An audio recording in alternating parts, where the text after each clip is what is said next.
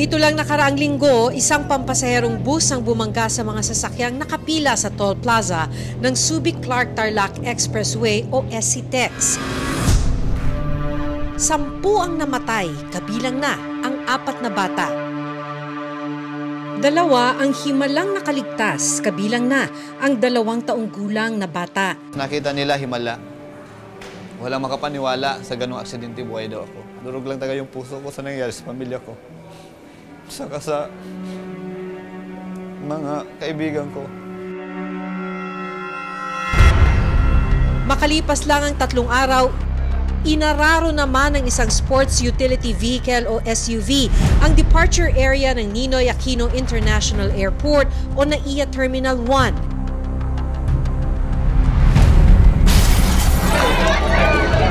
Disgrasya, min! 2 ang binawian ng buhay. May patay yata doon sa loob. Yung nasa ilalim, durog. Diyos ko, may bata.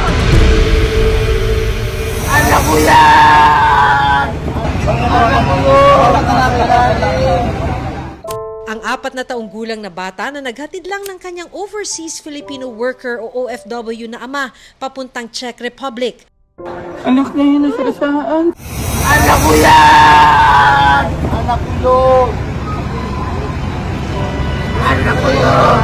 Anak ko yun! At ang 29 na taong gulang na lalaki na patungusan ng Dubai. Kaya niyo bang patawarin yung driver? Hindi po. Hindi po ako siguro si God para ganun ano lang, bilis or hindi ko po alam kung darating yung time. Sino ang dapat managot sa mga insidenteng ito? At ano ang dapat gawin para maiwasan ang mga ito? Disgrasya, min! Anak ko yan! Anak ko yun! Anak ko yan!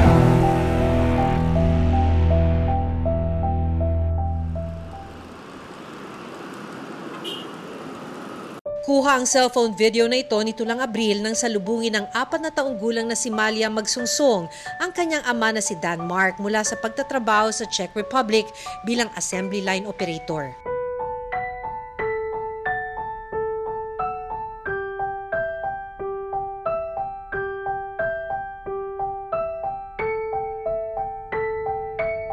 May halos 1 buwan na bakasyon si Dan Mark sa Pilipinas bago muling mangibang bansa. At nito lang May 4, 2025, inihatid na ni Malia at ng kanyang ina na si Cynthia si Dan Mark. Sa CCTV footage, makikitang nasa departure area na si Malia ng NAIA Terminal 1. Ilang sandali pa, isang itim na SUV na nakaparada sa curbside parking ang bigla na lang humarurot sa direksyon ng mga pasahero. Sa sumunod na eksena, makikita na ang mga taong nakahandusay sa paligid ng SUV. Ano yun? Nawala ng preno yan? Disgrasya, min! Ma, mamaya!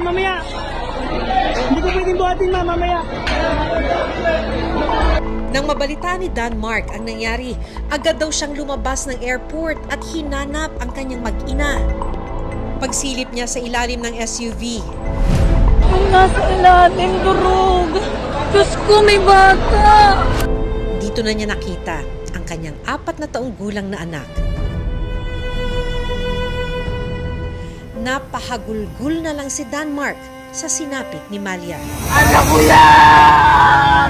Anak ko yun! Anak ko yun! Anak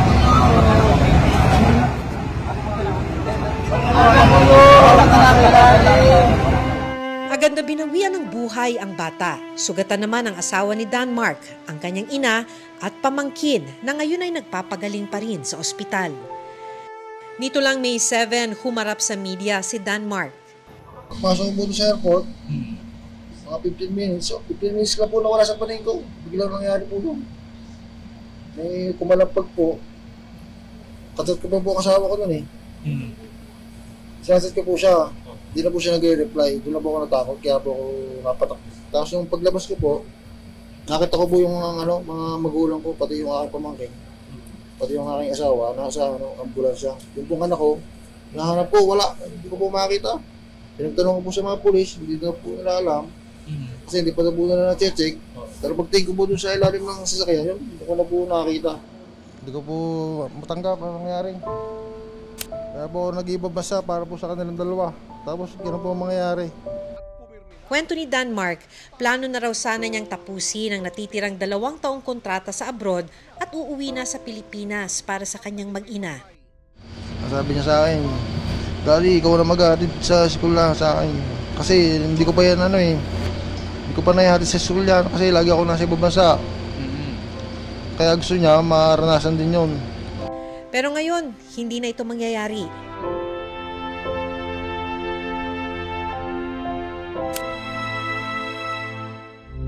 Isa pa sa mga naging biktima ng trahedya, ang 29 na taong gulang na si Derrick Keo Faustino. Nandito tayo ngayon sa Hagonoy, Bulacan. Nandito yung burol ni Derrick Keo Faustino, isa sa mga nasawi sa NAIA Terminal 1. Papunta sana ng Dubai si Derrick Keo noong araw na yon kasama ang 2 pa niyang co-workers. Bumaba siya, nauna siya sa mga kasama niya para kumuha ng pushcart nang bigla siyang masalpok ng isang SUV. Hi ma'am, I'm Maki Pulido po. Condolences ma'am. Salamat po. Kwento ng tiyahin ni Keo na si Marisa, hindi raw nila malilimutan kung paano ipinarating sa kanila ang masamang balita. Ako kasi morning pa lang, nakikita ko na sa feed sa Facebook ko na may accident na naman. So nung yung kapatid niya na babae, sabi niya, tita, sabi niya, kay si kuya, sabi niya gano'n. Sabi ko, ano nangyari? Sabi naman, ano nangyari? Sabi ko, ano nangyari? Inatake ba siya? Saan siya inatake? Kasi asthmatic po siya. Nung sinagot na ako nung kapatid niya, tita, yung sa Terminal 1, sabi ko, yun na. Sabi ko, nako, si Keo yun. Nataranta na kami, iyak na ako ng iyak. Patungo sanang Dubai si Keo nang mangyari ang aksidente para sa isang business trip. Hinatid po kasi sila ng company vehicle. So yung 2 office mate niya naiwan, nagbababa ng mga maleta. Siya punta na sa kuhanan ng postcard. Di nakita po ng mga office mate na may gumanon. Nagtakas na ako, nasan si sir? Kasi alam nila kumuha ng postcard. Nasan si sir? Nasan si sir? Hinahanap nila, wala talaga. Tapos pagtingin nila sa ilalim ng sasakyan, nandun siya. Pahirapan ang naging pagsagip sa kanya mula sa ilalim ng SUV. Imagine mo po kung may nakadagan sa yung gulong, di ba? Paano ka hindi mo mamatay? Pangalawa, sa 4 na magkakapatid si Keo, siya ang tumatayong breadwinner ng pamilya. Kwento ni Marisa, pangarap daw ni Keo na magpagawa ng bagong bahay para sa kanilang pamilya. Bakit ho breadwinner? Yung brother ko po kasi farmer siya. And then, siya, solo parent. Bata pa lang sila iniwan ng mama nila. So si Keo po yung tumutulong sa father niya, tumutulong sa kasi siya po yung naging maayos yung trabaho. Tsaka nandun din po talaga yung sa kanya na, kumbaga nasa puso niya talaga yung iangat yung family, gano'n. Sandali ko ring nakausap ang ama ni Keo na si Ricky. Siya daw ho tumutulong sa inyo. Siya yung tumutulong sa mga kapatid niya. Siya rin po yung nagpapaaral. Mabait pong anak. Sobra. Hindi kailangang hingan. Kapag hinihingan, magbibigay agad ng tulong. Sinuuna pa niya ng kapatid niya, family, sarili niya. Ayon sa Land Transportation Office o LTO, lumalabas na nagpanik umanong driver ng sasakyan nang may biglang dumaang sasakyan sa harapan. At sa halip na preno, si linyador daw ang natapakan ng driver. Pero sa kuha ng CCTV, walang sasakyang dumaan sa harap ng SUV bago ito umarangkada hanggang masagasaan ang mga biktima. nakita natin yung CCTV footage, we could then understand yung panic doon, no? Gusto rin natin inspeksyonin yung sasakyan. Is there any motor vehicle defect on the vehicle? Kung yung defect ba ay parang mechanical defect of the vehicle at the onset, no? Or sa pagbinte na ng sasakyan. Para pag-usapan yung mga posibleng dahilan ng malagim na aksidente sa NAIA, nakausapin natin ang isa sa mga eksperto ng Automotive Association Philippines, si Sir Ronald Catalan. Nangyari siguro, hindi siya nakapag-safety ng park o neutral o naka-handbrake. Ang nangyari, Nakadrive pa rin siya. Hindi siya naka-handbrake. Siguro, nagmamandali siya. Ang nangyari, naiba yung naapakan niya. Kala niya brake kasi ang tendency kasi ng brake, matiin eh. Pag ang brake naapakan mo, matiin siya. Ngayon, kala niya, brake yung napakan niya, gasolina, kaandiin niya. Accelerator matiin. Sa ngayon, sinuspindi na ng LTO ang lisensya ng driver at haharap sa patong-patong na kaso na 2 counts of homicide, multiple physical injuries, at damage to property. Bukod sa nakitang pagkakamali ng driver, isa pang malaking tanong ngayon, kung bakit nangyari ang trahedya sa kabila ng pagkakaroon ng mga bollard barriers sa NAIA Terminal 1. Sa dokumentong nakuha ng reporter's notebook mula sa Manila International Airport Authority, inilagay ang mga bollard barriers sa curbside parking ng NAIA Terminal 1, 2, 3 at 4 noong 2019 na may kabuuang halaga na 8 million pesos. Sa project description ng proyekto, nakasaad na inilagay ang mga ito para mapigilan ang mga sasakyan na bumangga sa pader ng terminal sa bahagi ng curbside parking. Pero kitang-kita sa CCTV kung paanong napatumba ng sasakyan ang bollard barrier, dahilan para tuluyang masagasaan ang mga biktima.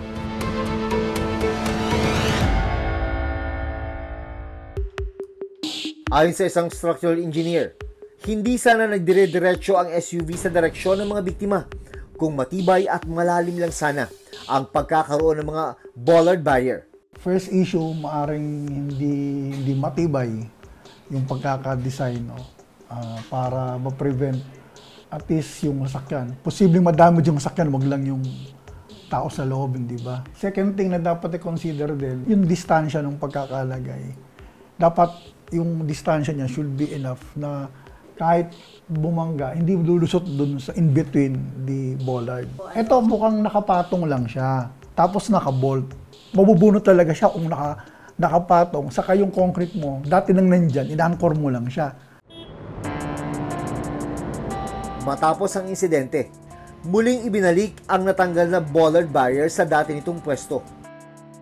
Iniimbestigahan na rin ng Department of Transportation o DOTR ang insidente.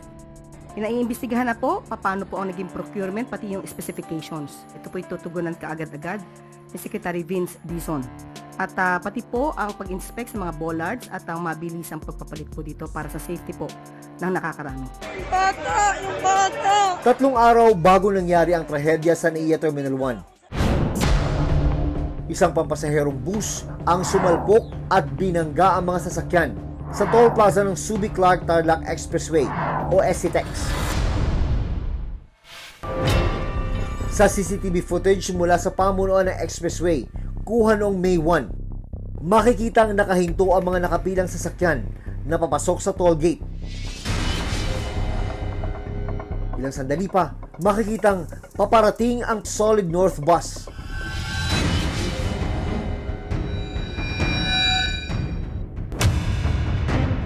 At bigla na lang sumalpok sa mga sasakyang nasa unahan nito. Dahil sa lakas ng impact ng pagbangga, ang van at SUV na pumagitna sa bus at truck, napiping parang mga lata.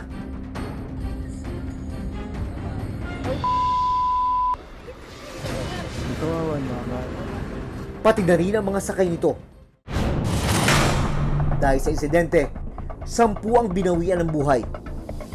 8 mula sa van at 2 mula sa SUV. Kabilang narito ang 4 na bata, habang higit 30 naman ang sugatan. Sa cellphone video na ito mula sa Concepcion Tarlac MDRRMO, makikitang pahirapan ang pag-rescue sa mga naipit na biktima.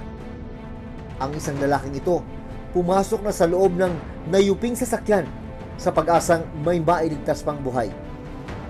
Ang mismong driver ng van na si Jerry Tuason na unang sinalpok ng bus, himalang nakaligtas.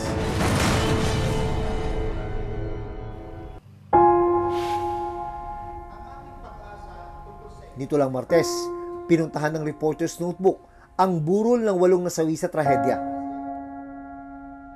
Nakapanayam namin si Jerry. Kwento niya, papunta sila ng kanyang asawang doktor na si Marialet Joy o MJ Tuason at anak sa isang children's camp na inorganisa ng kanilang simbahan sa Pangasinan. Kasi katabi ko yung aking asawa. Nasa likod ko yung aking nakamamahal na anak. Hipag ko naman sa katabi niya at saka yung ka-churchmate namin, yung mga anak, at saka yung 2 magkapatid na magulang. Pero habang papalapit na sa Tarlac Toll Plaza,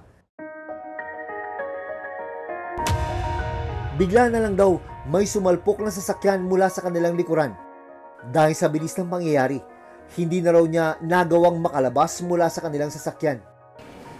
Wala na po akong naalala. Nagising na lang po ako na nasa ospital ako. Pagising ko po, ibang tao na yung mga nakita ko. Nang magkaroon ng malay si Jerry, dito niya palang nalaman na wala na ang kanyang buong pamilya. Parang gumuho yung mundo ko. Talagang naiyak ako. Naalala ko yung asawa ko, yung anak ko. Kuha ang mga larawang ito bago bumiyahe sina Jerry papuntang Pangasinan para sa Children's Convention. Kausap pa raw nila noong mga oras na yon ang ina ni na Doktora MJ na si Nelly. Pero ito na pala ang huling beses na makakausap ni Nanay Nelly ang kanyang mga anak at apo. Noong 8 o'clock, may dumating na kapatiran. Sabi niya, Nel, umiiyak siya. Sabi, bakit ka umiiyak? Sabi niya sa akin, Nel, huwag kang mabibigla. Si Jerry lang daw ang nakasurvive. So, pagkatapos nung marinig ko yun, talagang bumagsak ako. Tapos, yung time na yun, talagang halos madurog yung puso ko. Umalis silang masaya pagkatapos dumating sila ganito. Lungkot na lungkot kami. Samantala, nasa kustudiya ngayon ng Tarlac City Police ang driver ng bus. Naharap sa patong-patong ng mga kasong multiple counts of homicide, frustrated murder, at physical injuries ang suspect. Pursuant to law, we revoked his license with perpetual disqualification. So doon na humihinto ang jurisdiction ng LTO as far as the license is concerned. No? Pansamantalang sinuspindi ang lahat ng biyahe ng Solid North Bus habang umuusad ang investigasyon. Naglabas naman ng opisyal ng pahayag ang bus company. Ayon sa kanila, naiintindihan nila ang bigat ng sitwasyon at handa raw silang managot sa nangyaring insidente. Sa datos mula sa LTO, tumaas ang insidente ng road crash sa nakalipas na 2 taon. Mula sa mahigit 24,000 na kaso noong 2023, umangkat ito sa mahigit 31,000 noong 2024. Ayon pa sa LTO, noong 2024, umabot sa 27,248 ang naitalang insidente ng human factor-related cases. Kabilang dito ang maling pag-overtake sa daan, drunk driving o pagmamaneho habang nakainom, paggamit ng cellphone habang nagmamaneho, bad turning o maling pagliko at overloading. Habang 790 na kaso ang dahil sa mechanical defect o pagkasira ng sasakyan. Ayon sa University of the Philippines Diliman National College of Public Administration and Governance o UP-NCPAG, ang trahedyang nangyari sa SCTEX at NAIA hindi lamang basta aksidente, pero sumasalamin rin daw sa isang malalim na problema sa bansa. May nakikita tayo nun, correlation talaga, yung corruption at saka dun sa mga incidents na ito. Yung unqualified na driver, no? Times yung unsafe na vehicle, times yung substandard na daan, yung titignan mo, no? Times yung bribe-friendly na enforcer. Yun sinasabi namin na direct at saka indirect na link nung corruption dun sa ganitong klase mga nangyayari, no? Ang LTO hindi knee-jerk reaction. Dahil may aksidente, ito gagawin. As early as last year, matagal na natin pinag-aaralan yung mga problema, yung mga improvements, yung mga loopholes sa ating mga proseso.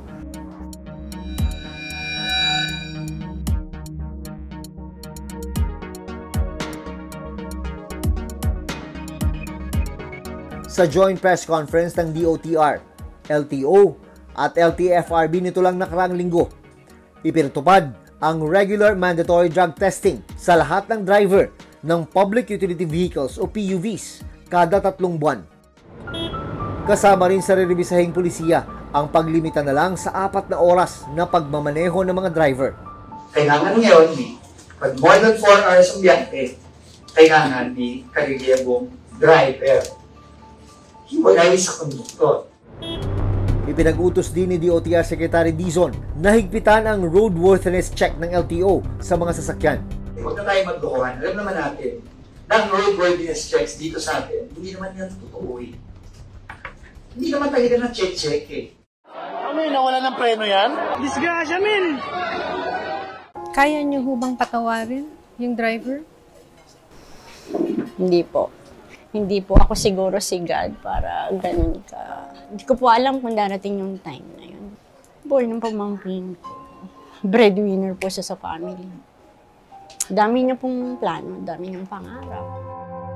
2 magkaibang kalsada, 2 magkaibang trahedya.